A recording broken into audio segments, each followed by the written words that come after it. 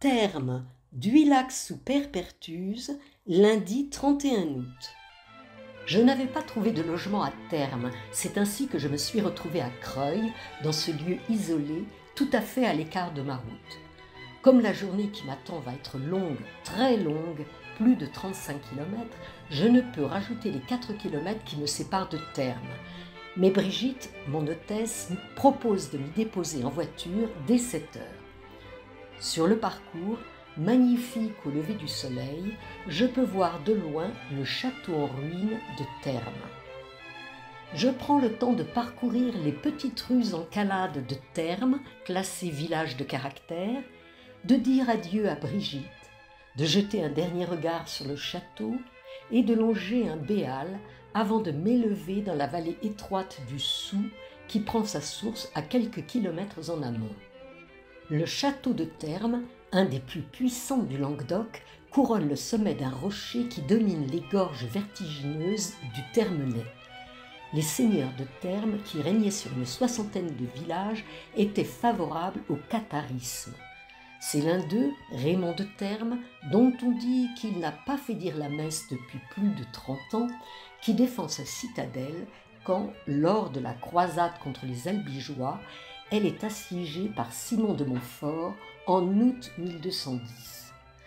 Ce dernier utilise la même méthode qu'à Minerve, assoiffer la population. Commence alors l'un des plus longs et des plus terribles épisodes de la croisade. Au bout de 3 mois, le château s'apprête à capituler quand un orage providentiel le sauve in extremis. Malheureusement, il va devoir céder 1 mois plus tard, non à cause des croisés, mais parce que la dysenterie, provoquée par l'eau de pluie putride, décime sa population. Au XIIIe siècle, ces 4 mois de ce siège ont un très large écho à travers l'Europe. Plus tard, ce château, rattaché à la couronne de France, servira dans la ligne des places fortes à surveiller la frontière franco-aragonaise. Par le GR36, je me suis élevé face aux gorges spectaculaires de Coanpont, jusqu'au roc de Fenprens, le rocher de la femme enceinte que je vais contourner sous sa falaise. Le chemin devient aérien, domine des à-pics vertigineux. Ce magnifique cheminement m'offre des vues inoubliables sur les hautes corbières. Ayant traversé le pont naturel de la Cône, j'atteins progressivement le sommet du notable roc que je traverse et contourne par le sud. Ce massif karstique est un véritable château d'eau pour la région car une grande quantité d'eau circule dans ses failles et cavités.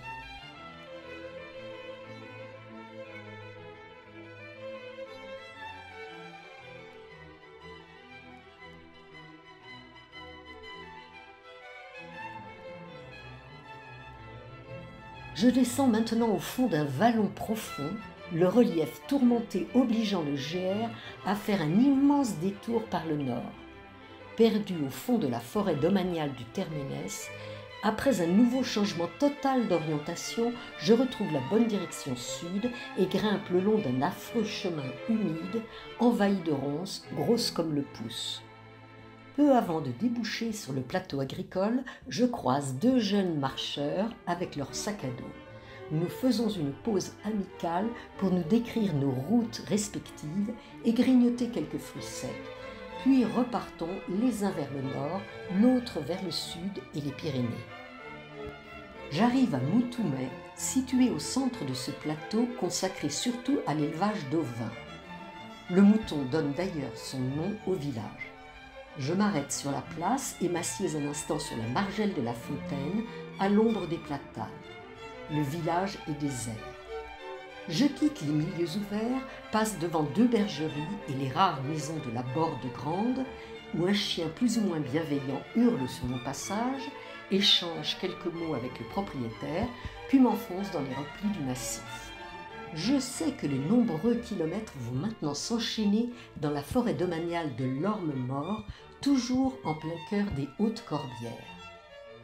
Sur le site des Pyrénées-Orientales, je lis que les corbières forment une barrière naturelle qui isole le Roussillon du reste de la France.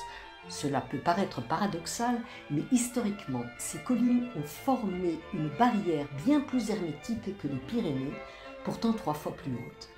Les habitants passaient sans sourciller les hauts cols pyrénéens, mais ne franchissaient que rarement les corbières, hérissées de châteaux où les combats étaient monnaie courante.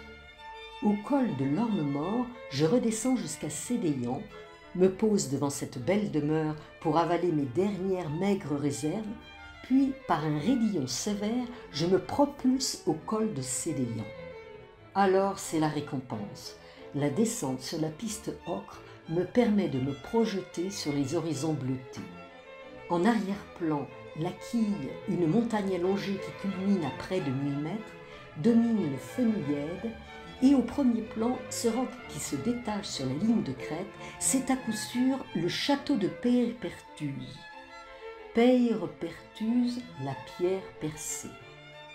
Je le garde en ligne de mire, amère incontournable qui se rapproche inexorablement au fil de mes pas, bien ancré sur son rocher.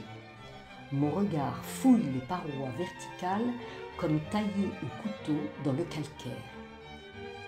Tout à l'heure, je contournerai par l'est le roc rouge, poursuivrai l'ascension et me retrouverai au pied du château, mais de l'autre côté, sur le flanc sud de cette montagne. Pour l'instant, je descends dans la plaine où coule le Verdouble, lequel traverse le village de Roufiac-des-Corbières qui s'étend à mes pieds. Je fais une nouvelle halte pour admirer le paysage. Le château de Peyrepertuse me domine de toute sa hauteur, barrière infranchissable. Que les ennemis se le disent. Aussi vaste que Carcassonne, le plus vaste des 5 fils de Carcassonne, avec les 4 autres, Quéribus, puis Laurens, Thermes et Aguilar, ces citadelles de vertige, ce château est surnommé la Carcassonne céleste. Je dois d'ailleurs m'employer à m'élever vers les cieux. Par-delà les crêtes qui cachent le village de Cucugnan, quelle est donc cette aiguille qui s'élance curieusement dans le ciel? C'est le château de Quéribus, une autre forteresse, un autre château cathare, lui aussi perché sur son piton rocheux. Plus je grimpe, plus le paysage s'anime et se précise. Tout en bas, au milieu de la garrigue et des vignes, je devine le village de Dhuillac sous Peyrepertuse, ultime but de ma journée. Le sentier a totalement contourné le roc rouge, taillé sous ces falaises, entièrement enfoui dans la forêt. Sa pente se durcit brutalement, m'obligeant à grimper avec les mains. Encore un effort, encore quelques mètres, et je surgis sur un parking au milieu des voitures. Je lève les yeux. Le choc est brutal et merveilleux. Voici le château dans toute la splendeur de sa face sud. Je ne peux pas ne pas grimper là-haut. Impossible d'ignorer un tel déploiement de rocs et de murailles. Et comment ne pas admirer ces forces conjuguées de la nature et des hommes? Une falaise de 30 à 40 mètres, à près de 800 mètres d'altitude, sur laquelle le château est posé. Vite, il me reste 3 quarts d'heure avant la fermeture du guichet. Je laisse mon sac à dos à la gardienne du site et file derrière un éperon rocheux sur un chemin étroit tout à fait incroyable qui cachait un passage secret à l'époque des cathares. Le voici, ce vaisseau de pierre, 300 mètres de long, 60 dans sa plus grande largeur. Sa position est stratégique. La vue est totale sur les différentes vallées qui l'entourent, sur les cols, sur le château de Quéribus avec lequel il communiquait par signaux. Après la croisade des Albigeois et l'échec du siège de Carcassonne, Guillaume de Peyrepertuse se soumet et, en 1240, le château devient possession française. Saint-Louis fait alors construire un deuxième donjon tout en haut de la crête pour renforcer cette forteresse royale qui doit assurer avec les autres châteaux la défense de la frontière avec le royaume d'Aragon. La vue est époustouflante, j'en ai le souffle coupé. À l'est, le tracé net du golfe du Lion avec la mer Méditerranée, ligne bleue turquoise à l'horizon. À mes pieds, les villages qui m'apparaissent minuscules, Roufiac des Corbières au nord et Duilac sous Peyrepertuse au sud. Enfin, toujours au sud bien sûr, la masse sombre des Pyrénées, derrière les derniers contreforts des Corbières. Je dois m'arracher de ce lieu avant sa fermeture et récupérer mon sac à dos. Il me reste à descendre 400 mètres de dénivelé pour atteindre Duilac sous Peyrepertuse par la route et terminer cette longue et magnifique journée à l'auberge de la Batteuse devant des bols de picoula au cèpe, c'est-à-dire des boulettes de viande hachée traditionnelles accompagnées de haricots blancs.